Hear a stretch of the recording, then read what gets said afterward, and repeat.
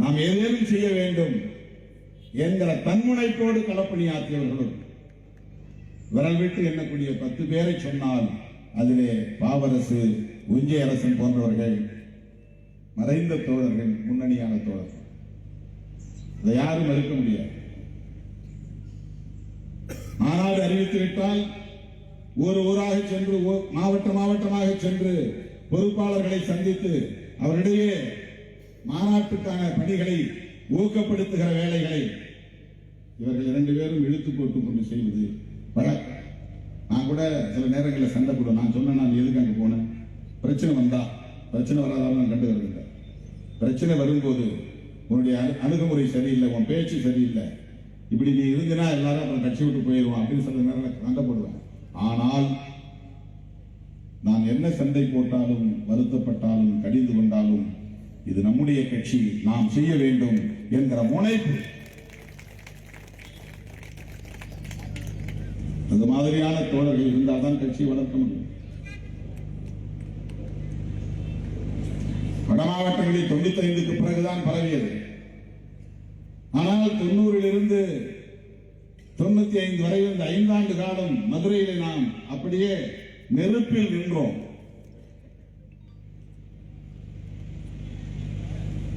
எல்லாரும் இங்கே சொன்னார் நடந்தது. கோசாகுளம் அருகே ஆணையூரில் இருந்து வந்த விடியற்காலையில் வந்த முதல் பேருந்து, இதெல்லாம் நமக்கு தெரியாது. எந்த அளவுக்கு தோழர்களிடையே ஒரு உந்துதல் இருந்தது என்பதை பிறகுதான் நான் உணர்ந்து கொண்டேன். ஏதோ ஒரு வகையில் ஊக்கப்படுத்தி இருக்கிறது என்பதை நான் புரிந்து கொண்டேன். திடுவென என்னை கைது செய்து கொண்டு போனார்கள். கடத்தி கொண்டு போவது போல் சிவகங்கை மாவட்டம் பள்ளத்தூரிலே கொண்டு போய் வைத்தார்கள். விடிய விடிய அவர்கள் கண்ட இடத்திலே வண்டியை நிறுத்தி நிறுத்தி இழுத்துக் கொண்டு போனார்கள். விடிய காலையிலே ஒரு டிஎஸ்பி வந்து கேட்டான், என்ன கூட்டத்தை பார்த்துட்டா உனக்கு ரொம்ப உணர்ச்சி வந்துருமா, இஷ்டத்துக்கு பேசியா நீ?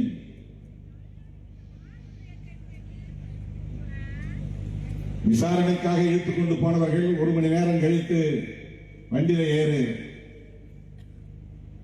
உன்னை திருப்பி அனுப்புறோம் அப்படின்னு சொல்லி திருப்பத்தூர் பஸ் ஸ்டாண்ட்ல வந்து வண்டியில ஏற்றி என்னையும் சந்திரபோஸையும் மதுரைக்கு அனுப்புகிறார்.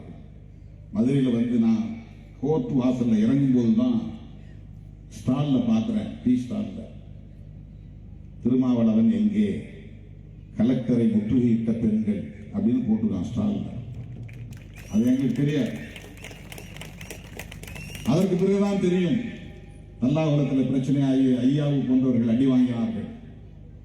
ஆணையூர் பக்கத்திலே பேருந்தை மறித்து தீ வைத்து பெரிய பதற்றம் உருவாகி அதிலே இந்த தோழர்கள் எல்லாம் கைதாகி போனார்கள் என்பது பிறகுதான் எனக்கு தெரியும். என்னால் இவர்களுக்கு எந்த பயனும் இல்லை, நான் எதுவும் அவர்களுக்கு தரவில்லை. ஆனால் என் மீது அவர்கள் கொண்டிருந்த பற்றுதல் அன்றைக்கு வெளிப்பட்டது, என் மீது அவர்கள் கொண்டிருந்த நம்பிக்கை வெளிப்பட்டது. அவர்கள் காட்டிய அந்த நம்பிக்கை தான், அந்த பற்றுதல் தான் எனக்குள் உறங்கிக் கொண்டிருந்த நெருப்பை உசுப்பியது. என் அடிவயத்தில் கனந்து கொண்டிருந்த அந்த ஊழி தீ பற்றிக் கொண்டது. இவர்களுக்காக நாம் நம்மை ஒப்படைக்க வேண்டும் என்கிற உறுதி எனக்குள் உருவானது. ஏதோ புழுக்களை வந்துட்டோம்னு நினைக்கிறாங்க பல பேர். இந்திய அரசியல் வரலாற்றில் அம்பேத்கர் இயக்கங்களை அரசியல் இயக்கமாக மாற்றி அங்கீகாரம் பெற்ற கட்சிகள் 1-2 தான். அதிலே ஒன்று விடுதலை சிறுத்தைகள் கட்சி. நீண்ட நெடிய 3/4 நூற்றாண்டில் தென்னிந்தியாவிலேயே மாநில கட்சியாக அங்கீகாரம் பெற்ற ஒரே கட்சி விடுதலை சிறுத்தைகள் கட்சி. 40 ஆண்டு காலத்தில் நாம் ஆற்றியிருக்கிற பணிகள், அந்த நாள் தொடங்கி இந்த நாள் வரையில் நான் 12 மணிக்கு முன்பு ஒரு நாள் கூட படுத்ததில்லை.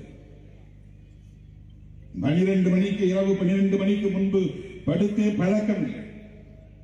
கிட்டத்தட்ட 35 ஆண்டுகளாக எவ்வளவு மனச்சோர்வு உடல் சோர்வு இருக்கிறது.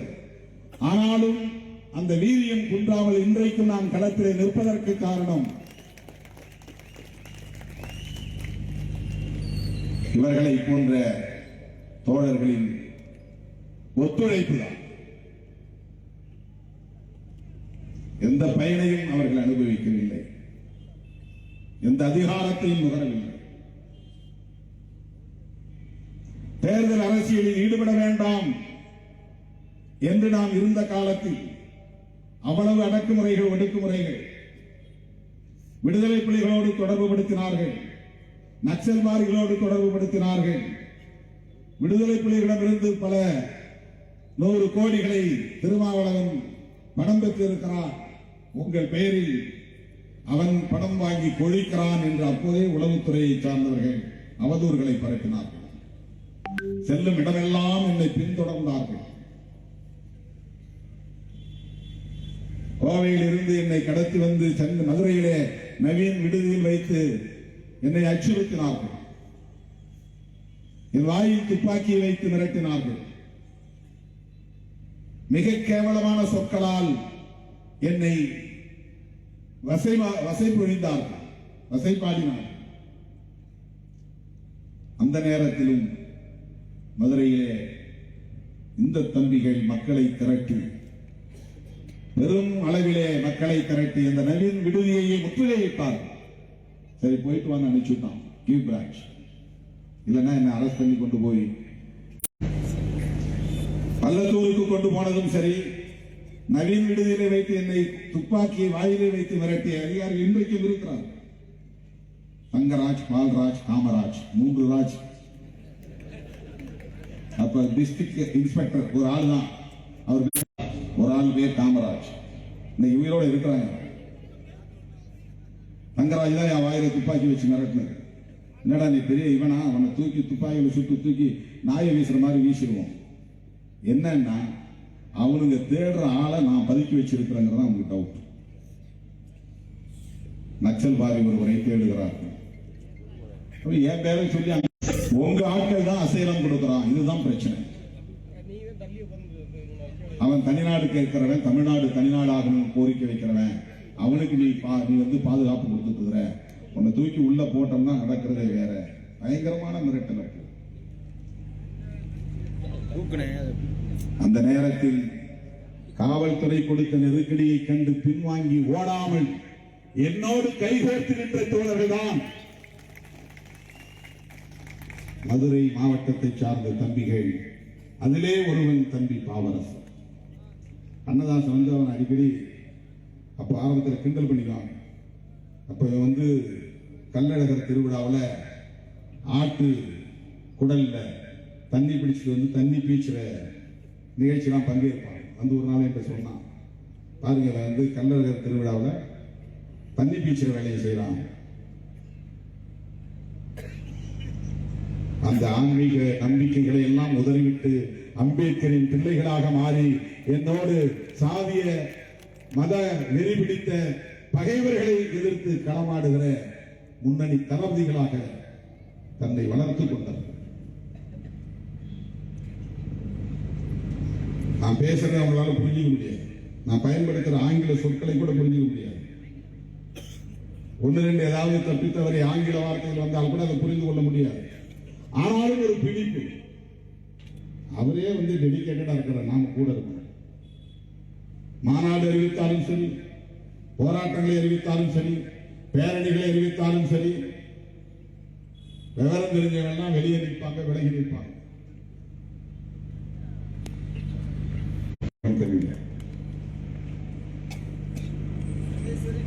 இவங்கெல்லாம் ஒத்துழைப்பா இல்லைன்னா என்னால இந்த வேலைகளை இவ்வளவு தூரம் கடந்து வந்திருக்க முடியாது. பெடில் பிரஸ் அப்பெல்லாம் கட்டை எழுத்து தான். இந்த கட்டை எழுத்து அடிக்கிற பிரஸுக்கு போய் உட்கார்ந்துக்கிட்டு இப்படிதான் எழுத்து கோர்க்கணும், இப்படிதான் அதை அழகா வடிவமைக்கணும், இப்படிதான் வந்து படத்தை வைக்கணும். நான் அவங்களுக்கு கற்றுக் கொடுப்பேன். முல்லை அச்சயத்துல தல்லாகுளத்தில் ஒரு பிரஸ், அங்க போய் உட்கார்ந்து போஸ்ட் அடிக்கிறது, துண்டறிக்கை அடிக்கிறது, விடிய விடிய அங்க உட்கார்ந்து வேலை பார்ப்போம். அங்கேயே பல நாள் போஸ்டர் விரிச்சு போட்டு படுத்து தூங்கி இருக்கிறோம். ரயில்வே ஸ்டேஷன் முன்னால வால் ரைட்டிங் எழுதிட்டு போதே எனக்கு சோர்ந்து போய் அப்படியே அந்த தரையில படுத்து 10 நிமிஷம் 20 நிமிஷம் தூங்கிட்டேன். அப்போதெல்லாம் கூட இருந்து களப்பணி ஆற்றிய முன்னணி தோழர்களும் தம்பி பாவரசு ஒருவர் என்பதை நன்றி உணர்வோடு நான் எண்ணி பார்க்கிறேன். அவருக்கு 4 எழுத்து இங்கிலீஷ் தெரியும், எழுத தெரியும், படிக்க தெரியும்னா இன்னும் எனக்கு பெரிய பக்கத்துணையாக இருந்திருப்பார். என்கிட்டே சண்டை போடுவாங்க அடிக்கடி. அவருக்கு எனக்கும் சண்டை தான் வரும். பாவரசுக்கும் எனக்கும் சண்டை வரும், உஞ்சை அரசனுக்கும் எனக்கும் சண்டை வரும். அவங்க சொல்ற ஆட்கள் மேல நடவடிக்கை எடுக்கலன்னு சண்டை வரும். நான் சொல்லுவேன், எல்லாம் முதல் தலைமுறை தானே, நீயும் முதல் தலைமுறை, நானும் முதல் தலைமுறை. நான் உங்கள்கிட்ட இருந்து கத்துக்கிறேன், நீங்க எங்ககிட்ட இருந்து கத்துக்கிறீங்க. இப்படிதான் எல்லாரும். எவன் மேல நடவடிக்கை எடுத்து என்ன பண்ண போறோம் சொல்லி திருத்துங்க. இப்படி இவர்களிடத்திலே நான் சந்தித்தேன். எனக்கு தெரியாமலே அவங்க சில நேரங்களில் டிஸ்ட்ரிக்ட் லெவலில் நடவடிக்கை எடுத்துருவாங்க. அவன் பல பேர் போயிட்டு கட்சி விட்டு போயிடுவான். 4-5 விஷயம் தான் தெரியும். அவன் நான் கட்சி விட்டு போயிட்டேன்னு என்று சொல்லுவான். அவனை கட்சி விட்டு போனதே எனக்கு தெரியாது. திருப்பி சேரும்போது தான் இந்த அறிமுகமாவான். ஏண்டான்னா பாக்கியத்தால தான், பாவரசால தான், உஞ்சரசனால தான் என்னை பேசிட்டாங்க, திட்டாங்க. ஒரே நோக்கம் தான், எனக்கு துணையாக இருக்க வேண்டும், கட்சியை கட்டி காப்பாற்ற வேண்டும் என்பதற்காக அவர்கள் அந்த அளவுக்கு முனைப்போடு செயல்பட்டார். பேசிக்கொண்டே போகலாம். இன்னொன்றை சொல்ல நான் விரும்புகிறேன். 2001 முதல்ல தேர்தல் அரசியல் ஈடுபடுவதா வேண்டாமாங்கிற விவாதம் நடக்கிறது. மதுரையில என்னோட இருந்த அத்தனை பேரும் வேண்டாம் தான் சொன்னாங்க. தேர்தல் அரசியல் வேண்டாம். பாவரசா இருந்தாலும், நாட்டில் அரசா இருந்தாலும், கண்ணதாசனா இருந்தாலும், முடக்கத்தான் யாரா இருந்தாலும், அப்ப என் கூட இருந்த அத்தனை பேருமே தேர்தல் அரசியல் வேண்டாம், நீங்க முதல்ல எடுத்த முடிவு தான் சரி, எலெக்ஷன் போக வேண்டாம் அப்படின்னு சொன்னாங்க. அதன் பிறகு பெரம்பலூரிலே ஒரு கூட்டம், திருமாந்தரையிலே ஒரு கூட்டம், பெரம்பலூரிலே ஒரு கூட்டம், பிறகு விழுப்புரத்திலே மாநில செயற்குழு, புதிதாக சேர்ந்த வட மாவட்டத்து தோழர்கள் எல்லாம் எலெக்ஷனில் நிற்கணும்ன்றாங்க. அப்புறம் பெரும்பான்மை அடிப்படையில் நானும் ஒரு முடிவுக்கு வந்து தேர்தல் அரசு. அப்ப திருவள்ளுவன் குண்டாஸ்ல கைது, அவருக்கு முன்னால பாண்டுரங்கன் கைது, அவருக்கு முன்னால பால்ராஜ் கைது, எல்லாம் மடமாற்றங்கள் எல்லாம் குண்டர் சட்டத்தில் கைது. திமுக அரசு, கலைஞர் முதலமைச்சர், பாட்டாளி மக்கள் கட்சி சொல்லுவதெல்லாம் கேட்டு எங்கள் மீது வழக்கு. ராமதாஸ் சொன்னா, பேரை சொல்லி சொன்னா உடனே அவங்க அரசு. அதுதான் இருந்த நிலை.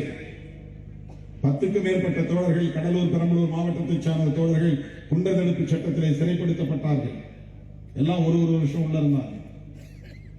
முதல் கைதே குண்டர் சட்டத்தில் வயலூரை சார்ந்த பாண்டுரங்கன், பால்ராஜ். அவங்க எந்த அதிகாரத்தையும் நுகரல, எந்த பதவியும் அவங்களுக்கு நாம கொடுக்க முடியல. அதன் பிறகு திருவள்ளுவர், வட மாவட்டங்களில் அப்படியே பல பேர் அப்படி கைது செய்யப்பட்ட காலம் அந்த காலம். வட மாவட்டங்களில் விரவி பரவின உடனே நமக்கு என்ன வேலை என்று யாரும் மதுரையை சார்ந்த தோழர்கள் ஒதுங்கவில்லை.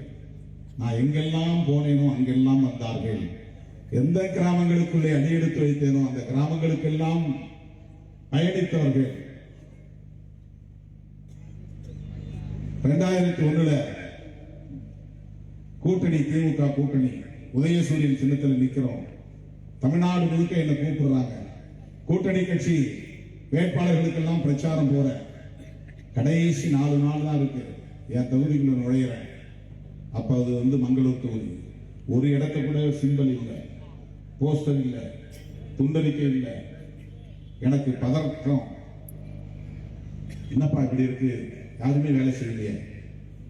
கடலூர் மாவட்டத்தில் இயக்கம் வலுவா இருக்கு, திட்டக்குடியில இயக்கம் வலுவா இருக்கு, யாருமே வேலை செய்யல. முன்னணி பொறுப்பாளர்கள் பல பேர் அங்க இருக்கிறாங்க. அப்போதைக்கு அந்த பொதுச் செயலாளர் நிறைய மாநில பொறுப்புகள் அங்க போட்டு இருக்கிறாங்க. ஒருத்த கூட வேலை செய்யல.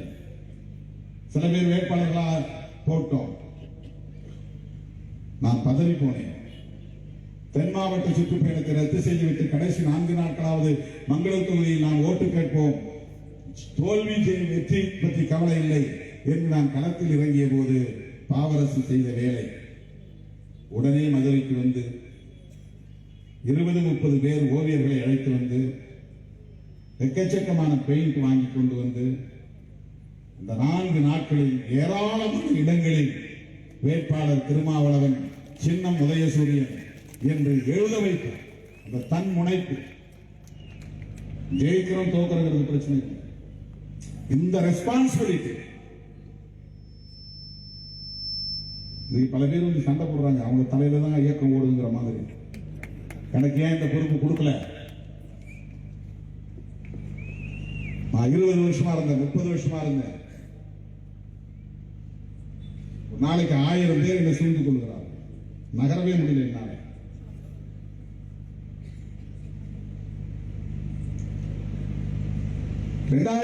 தேர்தலின் போது தம்பி பாவரசு அவர்கள் மதுரையில் இருந்து ஓவியர்களை அழைத்து வந்து வீதி வீதியாக இயன்ற அளவுக்கு சின்னங்களை வரைந்து போட்டார்.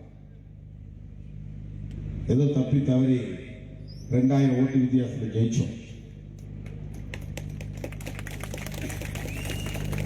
விடுதலை சிறுத்தைகள் தேர்தல் அரசியலில் அடியெடுத்து வைத்து முதல் வெற்றி 99 மூப்பனாரோடு. மூப்பனாரை பார்க்கிற போதெல்லாம் அவர் கூட இருப்பார். சிதம்பரம் தொகுதியில் வேட்பாளரை போலவே கிடந்து பணியாற்றியவர்கள் அவரும் ஒரு. நான் மேடையில் ஏறி, நான் வண்டியில் ஏறி நின்னா பிச்சின்னு பார்த்தா அவன் தான் நிற்பான். எனக்கு கூட எரிச்சலாவே, எந்த நேரம் பார்த்தாலும் பின்னாலே இறங்குப்பா, சத்தம் போடுவேன்.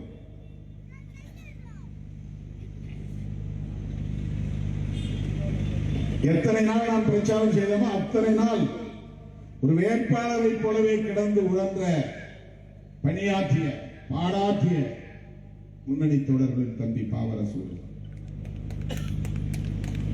அதுல தோற்று போனோம். ஆனால் தேர்தல் அரசியல் வரலாற்றிலேயே விடிய விடிய திருவிழா போல் தேர்தல் பிரச்சாரம் நடந்தது என்றால் அது சிதம்பரம் நாடாளுமன்ற தொகுதியில் தான். சைக்கிள் சின்னங்களை அவர்களே மக்களே எழுதினார்கள். வீதிக்கு வீதி சைக்கிளை தூக்கி கட்டி வைத்தார்கள். 10 மணிக்கு தேர்தல் பிரச்சாரம் முடித்ததே இல்லை. விடிய விடிய தேர்தல் பிரச்சாரம் நடந்தது. போய் 2 மணி நேரம் கூட படுக்க மாட்டாங்க, எழுந்திருச்சு உடனே கிளம்பணும் அடுத்த நாள் பிரச்சாரம். கிட்டத்தட்ட 20 நாட்கள் அப்படி படாத பாடுபட்டது. மதுரை மண்ணிலே வேர் கொண்ட இயக்கம் என்றாலும் அங்கீகரித்த ஒரு தாய்மொழியாக சிதம்பரம் நாடாளுமன்ற தொகுதி, கடலூர் மாவட்டம் அன்றைக்கு நம்மை தாங்கிக் கொண்டது. எதிர்பாராத அளவுக்கான எழுச்சி, வரவேற்பு. மூப்பனார் பொதுக்கூட்டத்தை முடித்துவிட்டு சிதம்பரம் மேடையில் இருந்து இறங்கும் போது சொன்னார், என் வாழ்நாளில் எம்ஜிஆருக்கு பிறகு இவ்வளவு பெரிய திரளை இப்போதுதான் நான் பார்க்கிறேன் என்று சொன்னார்.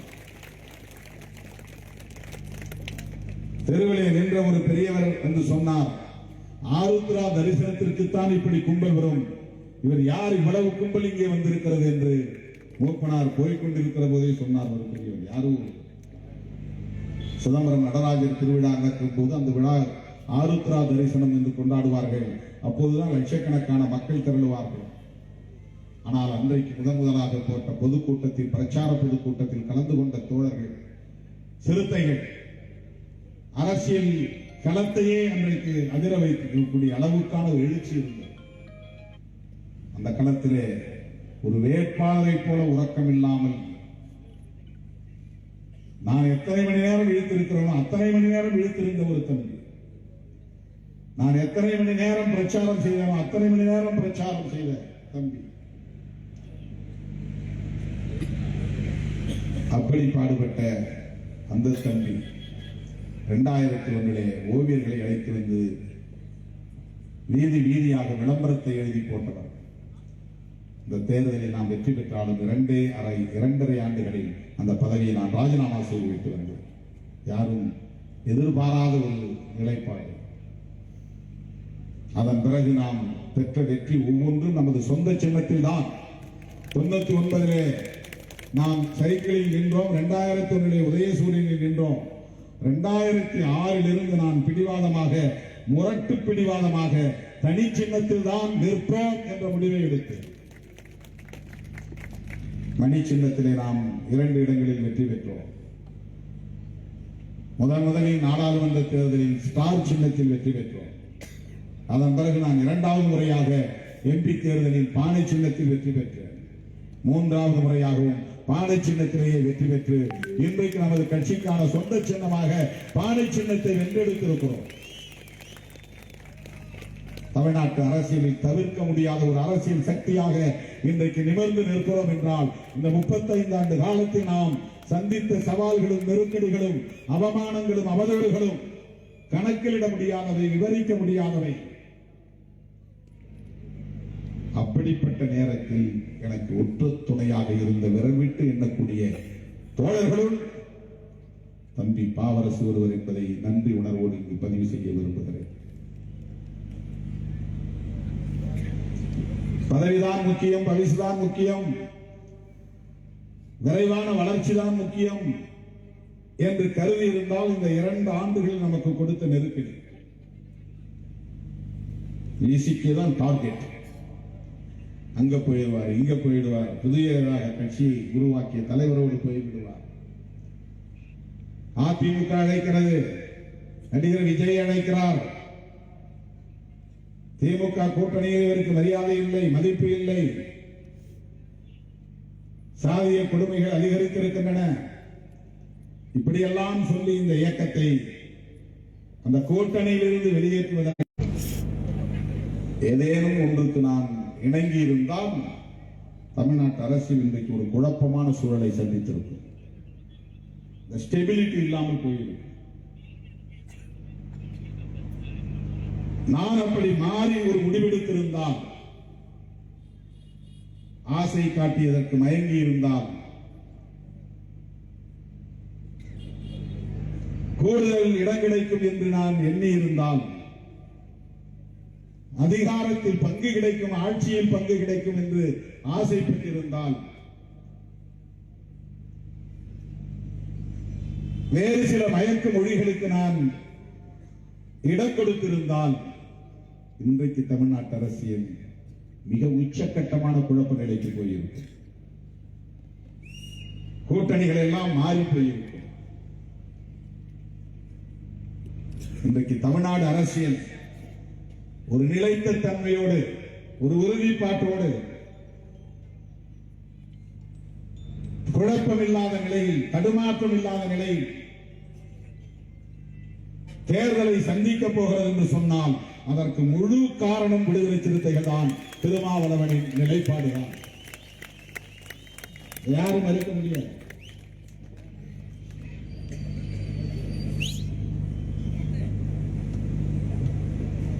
நாம கொஞ்சம் லேசா அப்படி இடம் மாறி இருந்தால் கூட எல்லாமே மாறி போயிருக்கு. நிறைய குழப்ப நிலை உருவாயிருக்கு. எதற்காக இந்த நிலைப்பாடு? ஏன் இந்த உறுதிப்பாடு? என் தலைமையை ஏற்றுக்கொண்டு இந்த களத்தில் நிற்கிற என் உயிரின் உயிரான விடுதலை சிறுத்தைகள் இதை புரிந்து கொள்ள வேண்டும். இதிலே நமக்கு ஒரு தெளிவு வேண்டும். சராசரியான அரசியல்வாதிகள் கடைசி நிமிடம் வரையில் இங்கும் அங்கும் இங்கும் அங்கும் பேசிக்கொண்டேதான் இருப்பார்கள், இருந்தார்கள், இருக்கிறார்கள். அந்த அரசியல் நமக்கு தெரியாதா? பதவியில் ஆட்சியில் பங்கு தருவோம் என்று கூட நண்பர் விஜய் வெளிப்படையாக பேசினார். திருமாவளவன் அங்கே இருந்தாலும் அவர் மனம் நம்மோடுதான் இருக்கும் என்றெல்லாம் பேசினார். ஒரு புகழ்பெற்ற நாயகர், கதாநாயகர், அவருக்கு பக்கத்தில் நின்றால் புகழ் வெளிச்சம் கூடும்.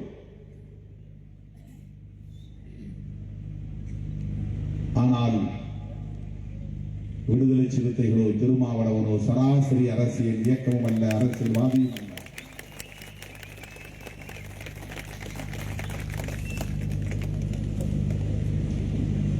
இந்த மண்ணை வலதுசாரிகள் ஆக்கிரமிக்க ஒருபோதும் இடம் கொடுக்க மாட்டோம். எந்த கட்சிக்கு அந்த பொறுப்பு இருக்கிறதோ இல்லையோ, எங்களுக்கு அந்த பொறுப்பு உண்டு. யாருக்கு அதிலே அக்கறை இருக்கிறதோ இல்லையோ, எங்களுக்கு அதிலே அக்கறை உண்டு. அரசியல் ரீதியாக அதிலே நட்டம் உண்டா என்றால் அதை பற்றி கவலை இல்லை. சில இடியட்ஸ் எழுதுவா 2 சீட்டு பிளாஸ்டிக் சேர். அவர்களுக்கு என்ன தெரியும் அரசியல்?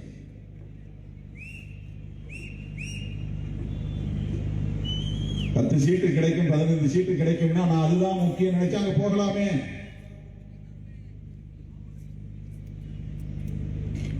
கட்சி வளர்ச்சிக்கு நிதி வேண்டும் என்று பேரம் பேசுகிறார்களே, அப்படி பேரம் பேச முடியுமே? அமைச்சரவையில் பங்கு வேண்டும், ஆட்சி அதிகாரத்தில் பங்கு வேண்டும் என்று சொல்லுகிற போது அதற்கு நான் ஈல்டாகலாமே, இணங்கலாமே? அப்படி ஒரு இடத்தை தமிழ்நாட்டு அரசியலில் ஏற்படுத்திவிடக் கூடாது. வலதுசாரிகளுக்கு அப்படி ஒரு வாய்ப்பை தந்துவிடக் கூடாது. சங் பரிவார்கள் இங்கே வலிமை பெற விட்டுவிடக் கூடாது. தமிழ்நாட்டையும் தமிழ் மக்களையும் தமிழக அரசியலையும் பாதுகாக்க வேண்டிய பொறுப்பு திருமாவளவனுக்கு இருக்கிறது, விடுதலை சிறுத்தைகளுக்கு இருக்கிறது. அந்த பொறுப்புணர்வோடு தான் நான் இந்த நிலைப்பாட்டை எடுத்துக்கிறோம். இன்னைக்கு எத்தனை இடம் இன்னும் முடிவாகல, பிக்ஸ் ஆகல, அதை பற்றி நான் கவலைப்படவில்லை.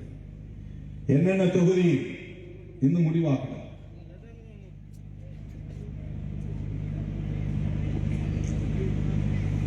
எல்லோரும் நமக்காக சில பேர் வக்காலத்து வாங்கி பேசுகிறார்கள். ஏன்னா அப்படியாவது திருமாவளவன் கோச்சிட்டு வெளியே வரமாட்டானா? அது ஒன்றும் நல்ல எண்ணத்தில் சொல்லக்கூடியது. வலுமிக்க ஒரு சக்தியோடு விடுதலை சிறுத்தைகள் இருப்பதே அவர்களுக்கு கண்ணை உறுத்துகிறது. நம்மால் திமுகவுக்கு லாபமா, திமுகவால் நமக்கு லாபமா என்பதை விட விடுதலை சிறுத்தைகள் ஒரு ஆளும் கட்சியோடு பக்கத்தில் நிற்பதையே பொறுத்துக் கொள்ள முடியாத பொறாமை பிடித்த கும்பல் வாய்க்கு வந்தபடி விமர்சனங்களை செய்கிறது. நாம தமிழ் தேசிய மாநாடு அறிவித்தால் பல பேருக்கு எரிச்சல் வருகிறது, கண்ட இடத்தில் அவர்களுக்கு எரிச்சல் வருகிறது. நாம் தமிழ் தேசியம் தேசிய காலத்தில் அவன் சிசுவாக கூட உற்பத்தியாக இருக்க மாட்டான், கருவாக கூட இருந்திருக்க மாட்டான்.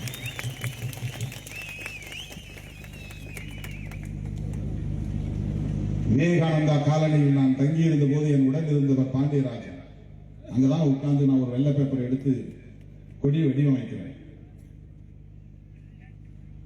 பல படங்கள் வரைஞ்சி அவர்கிட்ட காட்டுறேன். நான் அவர் எதை காட்டினாலும் நல்லதா இருக்குன்னு சொல்லுவார். 3 வண்ணத்திலும் காட்டினார், 2 வண்ணத்திலும் காட்டினார், ஸ்டார் போட்டும் காட்டினேன், ஸ்டார் போடாமல் காட்டினேன். கடைசியில் இந்த கொடியை நான் வடிவமைத்தேன். அப்போது நான் எழுதிய கொள்கை முழக்கங்கள் ஒன்று தமிழ் தேசியம். இந்தியாவில் எந்த அம்பேத்கர் இயக்கமும், குடியரசுக் கட்சியா இருந்தாலும் சரி, தலித் பேந்தர் ஆஃப் இந்தியா என்கிற அந்த கட்சியாக இருந்தாலும் சரி, எந்த இயக்கமும் மொழி வழி தேசியத்தை அம்பேத்கர் இயக்க அரசியலுக்கு கொண்டு சேர்த்ததில்லை. நீளத்தோடு சரிபாதியாக சிவப்பை சேர்த்தவன் திருமாவளவன். சாதி ஒழிப்பு, தமிழ் தேசியம், பாட்டாளி வர்க்க விடுதலை, மகளிர் விடுதலை, ஏகாதிபத்திய எதிர்ப்பு என்கிற 5 கொள்கை முழக்கங்களை முதல் கொடி அறிமுகத்தின் போது வெளிப்படுத்தி அன்னைக்கு தமிழ் தேசியம் பேச தொடங்கிய இயக்கம் விடுதலை சிறுத்தைகள் கட்சி. அதான் எல்லாரும் சொன்னார், சிங்கள சிறுக்கி சந்திரிகா கொடும்பாவி எரிப்போம். நான் அரசுமே இருக்கிறதுனால நீங்க வேண்டாம் அப்படின்னு என்ன தடுத்தாங்க. எனக்கு அரசுமே இருக்கிற எண்ணமே வந்ததே கிடையாது.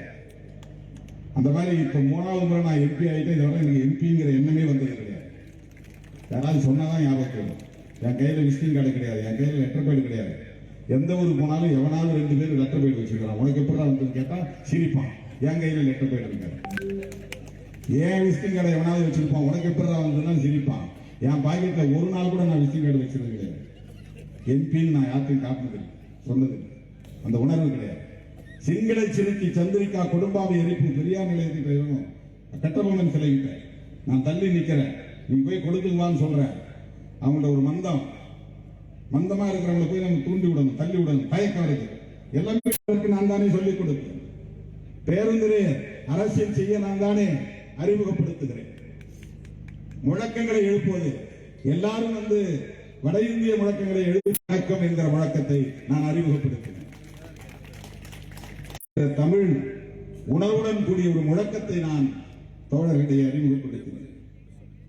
பாபா சாஹிப் என்று புரட்சியாளர் அம்பேத்கர் அவர்களை எல்லோரும் அழைத்த போது பாபா சாஹிப் என்றால் தந்தை என்று பொருள், அவ்வளவுதான். பாபு பாபா என்றால் தந்தை என்று பொருள், சாஹிப் என்றால் உயர்ந்தவர், மேலானவர், பெரியவர் என்று பொருள். பாபா சாஹிப் என்றால் மேன்மைக்குரிய தந்தையே என்று பொருள்.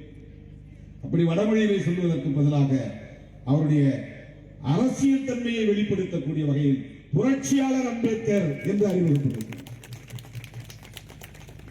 நாம சிங்கள சிறுக்கிக்கு குடும்பமே எரித்த போது இன்றைக்கு தமிழ் தேசியம் பேசுறவன் எவனும் களத்துக்கு வந்திருக்க மாட்டான். அப்ப பால் குடிச்சு இருந்திருப்பாங்க, பிஸ்கட் இருந்திருப்பாங்க.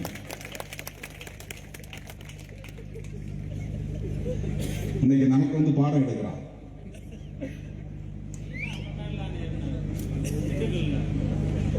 தோழர்களே, காமினி கொலையை கண்டித்து போய் நாம உண்ணாவிரத்துல ஆர்ப்பாட்டத்தில் கலந்துக்கிறோம். உன்னை கிண்டல் பண்றான். இஸ்ரேலுக்கும் அமெரிக்காவுக்கும் இடையில நான் போய் உட்கார்ந்து பஞ்சாயத்து பேசுற மாதிரி படம் போடுறான். காமினியுடைய நினைவேந்த நிகழ்ச்சிக்கு நான் ஈரான் கிளம்புறேன்னு படம் போடுறான். கிண்டல் பண்றாங்களா, நக்கல் பண்றாங்களா, கலாய்க்கிறாங்களா? அமெரிக்க ஏகாதிபத்தியத்தை எதிர்க்கிற களத்தில் சிறுத்தைகள் இருப்போம்.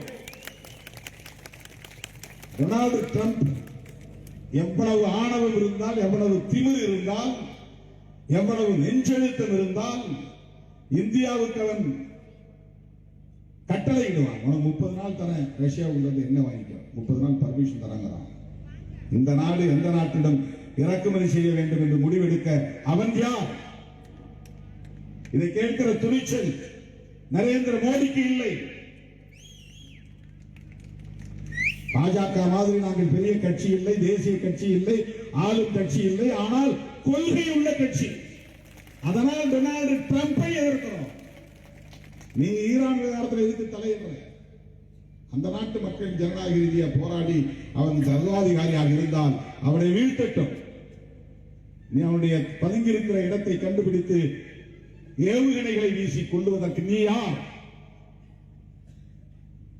அவருடைய மகனை அடுத்த உச்ச தலைவர் அறிவிக்கிறான். இவன் ஏத்துக்க முடியாதுங்கிறான். நான் ஏத்துக்க மாட்டேன், நான் தான் அறிவிப்பேங்கிறான். எவ்வளவு பெரிய அடாவடி அரசியல்! ரஷ்யாவுக்கு நீ என்ன வாங்கினா உனக்கு 50% தண்டனை விதிப்ப, வரி விதிப்பன்றான். தமிழ்நாடு இந்திய பிரதமர் வாய்மொழி மௌனித்து நிற்கிறார். 20 வருஷத்துக்கு அமெரிக்காவில் இருந்து இறங்கக்கூடிய எந்த பொருளுக்கும் வரி விதிக்க கூடாதுங்கிறான். ஏற்றுக்குச்சு. இந்த அரசு ஏற்றுக்கொண்டது, நரேந்திர மோடி ஏற்றுக்கொண்டார். இந்த ஏகாதிபத்திய ஆதிக்கத்தை நாம் எதிர்க்கிறோம். இது 1990ஆம் ஆண்டு ஏப்ரல் திங்கள் 14ஆம் நாள் முதலாக கொடியை அறிமுகப்படுத்திய போது நான் எழுதிய முழக்கம் ஏகாதிபத்திய எதிர்ப்பு. 90 தோழர்களே, இப்படி இந்த களத்தில் நாம் ஒரு தவிர்க்க முடியாத அரசியல் சக்தியாக இன்றைக்கு நிமிர்ந்து நிற்கிறோம். இது தற்பெருமை அல்ல, நீங்கள் புரிந்து கொள்ள வேண்டும் என்பதற்காக. என் கூட இருக்கிறவனுக்கு என்னை பத்தி வேற யாராவது சொன்னாதான் ஓ அப்படியான்னு புரிஞ்சுக்குவாங்க. இங்க இருக்கிறவங்க நான் எந்த நேரம் இவங்களோட சமமா தோழனோட களத்தில் நிக்கிறேன் இல்லையா, அதனால எனக்கு தெரிஞ்சுக்க முடியாது. அப்ப வெளியில இருக்கிற யாராவது சொல்லணும், உங்க தலைவர் இப்படி பேசியிருக்காரு பாருங்க, அப்பதான் ஓ அப்படியா, அப்பதான் தெரியும்.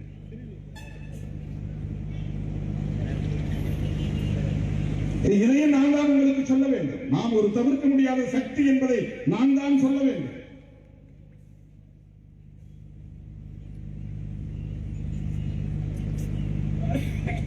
இந்த பயணத்தில், இப்படிப்பட்ட கடுமை நிறைந்த ஒரு பயணத்தில் எல்லா நிலைகளிலும், எல்லா சூழல்களிலும்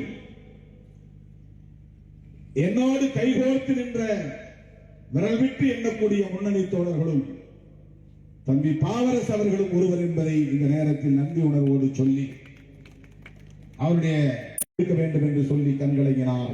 உங்களுக்கு நாங்கள் துணையாக இருப்போம், அவர் எங்களுக்கு துணையாக இருந்தார் என்பதை சொல்லி தம்பி பாவரசு அவர்களுக்கு லட்சக்கணக்கான விடுதலை சிறுத்தைகளின் சார்பில் செம்மார்ந்த வீர வணக்கத்தை செலுத்தி தாமாக முன்வந்து நிதி வழங்கிய என் உயிரின் உயிரான விடுதலை சிறுத்தைகள் அனைவருக்கும் என்னுடைய நெஞ்சார்ந்த நன்றியை தெரிவித்துக் கொள்கிறேன்.